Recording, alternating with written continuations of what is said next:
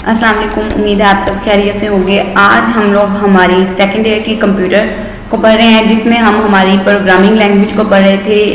आपको पता है, जैसे पहले भी बताया गया है कि सेकेंड ईयर के कंप्यूटर के दो पार्ट हैं, एक डेटाबेस है और दूसरा सी लैंग्वेज है। तो आज के लेक्चर में हम सी लैंग्वेज को डिस्कस करेंगे, जिसमें हम लेक्चर नंबर 3 पढ़ रहे हैं। लेक्चर नंबर 3 में हम लोग चैप्टर नंबर 8 देख रहे हैं, जिसमें हम पढ़ेंगे एडवांटेज ऑफ सी लैंग्वेज। इससे प्रीवियस लेक्चर में हमने हिस्ट्री पढ़ी है सी लैंग्वेज की, कि सी लैंग्वेज क्या होती है, और अब हम इसके देखते हैं फायदे क्या क्या हैं। इसको आप क्वेश्चन आपसे पूछा जा सकता है, कैरेक्टरिस्टिक्स ऑफ सी लैंग्वेज या एडवांटेज ऑफ सी लैंग्वेज। पहला हमारे पास आता है कन्वेंट लैंग्वेज। इसका मतलब होता है आसान। तो सी इज़ वेरी कन्वेंट लैंग्वेज, मतलब बहुत ज़्यादा आसान और इजी जुबान है। ये हमें बहुत सी फैसिलिटीज़ प्रोवाइड करती है। जैसे कि अगर हम जो लो लेवल लैंग्वेज को इस्तेमाल करते थे, हमें वहाँ पर जो मुश्किलात पेश आती थी, सी लैंग्वेज हमें वो तमाम चीज़ें ईजियर वे में प्रोवाइड करती है। इसके अलावा जो प्रोग्रामर्स होते हैं, वो बहुत ज़्यादा जो कॉम्प्लेक्स प्रोग्राम, पेचीदा प्रोग्राम होता है या डिफ़िकल्ट प्रोग्राम होता है, उसको बड़ी आसानी से लिख सकते हैं लो लेवल लैंग्वेज की निस्बत। मतलब लो लेवल लैंग्वेज में जो कोड हम लिखते हैं वो ज़्यादा डिफ़िकल्ट होता है। तो अगर सी लैंग्वेज को इस्तेमाल किया जाए तो मुश्किल तरीन प्रोग्राम भी आसानी से लिखा जा सकता है। दूसरा इसमें आता है वेल स्ट्रक्चर लैंग्वेज। ये वेल स्ट्रक्चर लैंग्वेज है C. It's syntax is very easy. इसका सिंटैक्स मतलब इसके जो कोड लिखने के रूल्स हैं, इसका स्ट्रक्चर बनाने के जो रूल हैं, वो बड़ा ईजी होते हैं किसी भी यूज़र को याद करने के लिए। इंशाल्लाह आने वाले लेक्चर में मैं आपको स्ट्रक्चर भी बताऊंगी कि सी लैंग्वेज का स्ट्रक्चर क्या है। उससे आपको इस एक जो एडवांटेज है इसकी बड़ी आसानी से समझ आ जाएगी कि वेल स्ट्रक्चर लैंग्वेज के बड़ी आसान लैंग्वेज है और इसके रूल्स जो हैं वो बड़े अंडरस्टैंडेबल हैं। Program written in C language are easy. जो प्रोग्राम सी लैंग्वेज में लिखे जाते हैं वो बहुत ज़्यादा इजी होते हैं। उनको मेंटेन करना और मॉडिफाई करना, यानी कि उनकी देखभाल करना, यानी उनमें कोई ना कोई जो तब्दीली अगर होती है वो करना आसान होती है। अगली हमारे पास आती है मशीन इंडिपेंडेंट। मशीन इंडिपेंडेंट तो हमने पहले प्रीवियस लेक्चर्स में भी कुछ डिस्कस कर लिया था, जब हमने पढ़े थे advantage of high level language, तो उसमें भी मशीन इंडिपेंडेंस था। तो मशीन इंडिपेंडेंस सी लैंग्वेज हमें प्रोवाइड करती है। वैसे मशीन इंडिपेंडेंस का मतलब होता है कि अगर आप लोगों ने कोई कोड लिखा है किसी भी कंप्यूटर में, किसी भी ब्रांड के कंप्यूटर में, तो उसका लिखा हुआ कोड अगर आप फर्दर किसी और ब्रांड के कंप्यूटर में चलाएंगे तो वहाँ पर भी वो रन होगा, वहाँ पर भी उस कंपनी का कोड मतलब उस दूसरी कंपनी के कंप्यूटर में भी रन होगा। इसीलिए इसे मशीन इंडिपेंडेंट कहते हैं। कि मतलब जैसे हम लोगों ने एंड्रॉयड जो लैपटॉप्स थे उसके अंदर हम लोगों ने अपने कोड को लिखा है, और दूसरा जब हम किसी और सिंपल प्रोग्रामर कोड कंप्यूटर जो हमारे पीसी वगैरह हैं उनमें अगर हम इसको चलाएंगे तो वो वहाँ पर भी इस कोड को रन करेगा। मॉड्यूलरिटी। मॉड्यूलरिटी का मतलब है, या मॉड्यूलरिटी का जो वर्ड है वो मॉड्यूल से निकाला गया है या मॉड्यूलाइजेशन से निकाला गया है, जिसका मतलब होता है टुकड़े करना। तो सी लैंग्वेज हमें ये फैसिलिटी प्रोवाइड करती है कि हम प्रोग्राम को मॉड्यूलर कर सकें, या प्रोग्राम के टुकड़े बना सकें, या प्रोग्राम को छोटे छोटे हिस्सों में तकसीम कर सकें।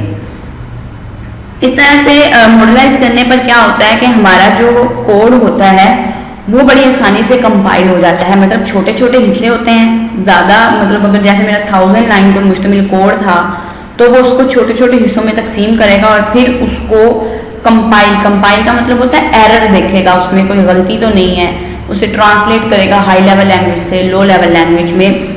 तो ये इसमें जब इसको ट्रांसलेट किया जाता है तो फिर उसके जितने भी टुकड़े होते हैं वो सारे इंडिपेंडेंटली जो होते हैं वो रन हो रहे होते हैं, यूँ कह लो कंपाइल्ड हो रहे होते हैं, जिससे हमें ये नहीं होता कि अगर एक किसी हिस्से में या एक डिवीजन के हिस्से में कोई प्रॉब्लम आ गई है तो हमें बाकी कोड को भी तब्दील करना पड़ेगा। ऐसा इसमें नहीं होता।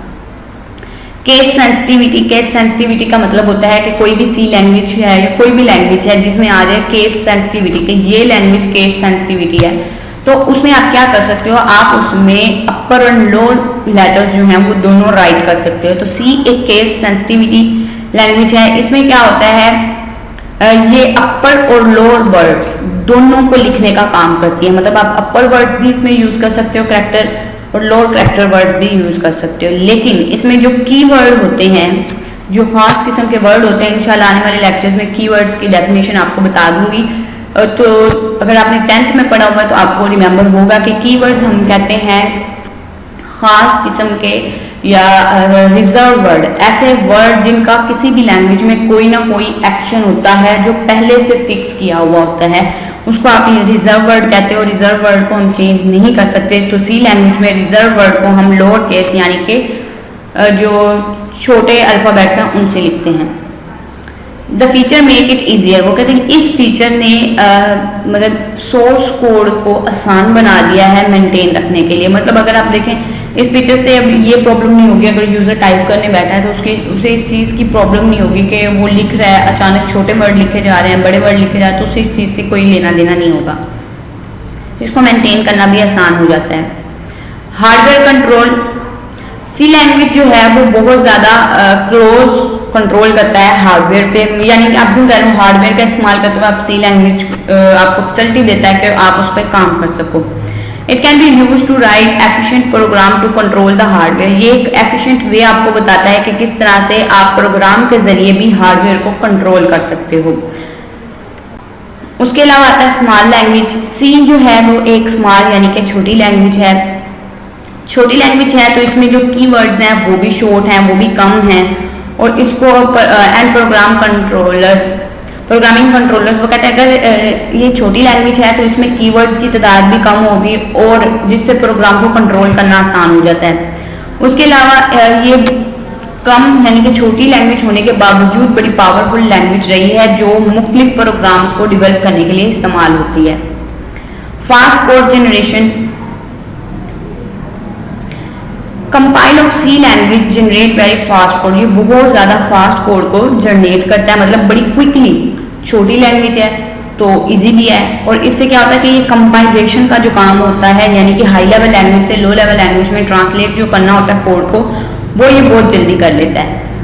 और इसके बाद कोड को रन करवाना भी इसके लिए आसान होता है। जब कोई एरर नहीं आता तो ये बड़े आसान तरीके से कोड को एग्जीक्यूट करवाता है। So the program take a less time, इसी वजह से जो प्रोग्राम होता है वो कम वक्त लेता है एग्जीक्यूट करने के लिए। नेक्स्ट लेक्चर में हम देखते हैं, नेक्स्ट लेक्चर में हम पढ़ेंगे right two reason why it would be a preferable to write a program in C language rather than machine language. वो कहते हैं इसमें हम देखेंगे कि किस तरह से हमारा जो कोई भी दो रीजन हम देंगे कि सी लैंग्वेज के अंदर प्रोग्राम को लिखना आसान क्यों है, या सी लैंग्वेज में लिखा गया प्रोग्राम लिखना आसान क्यों है मशीन लैंग्वेज के निस्बत, यानी कि लो लेवल लैंग्वेज में जो हम कोड लिखते हैं वो मुश्किल क्यों होता है सी लैंग्वेज की निस्बत, या सी लैंग्वेज में लिखा गया कोड आसान क्यों होता है मशीन लैंग्वेज की निस्बत। तो ये हम इंशाल्लाह नेक्स्ट लेक्चर में डिस्कस करेंगे। इसके साथ हमारा यहाँ पर लेक्चर कंप्लीट होता है। Thanks for watching. अल्लाह हाफिज़।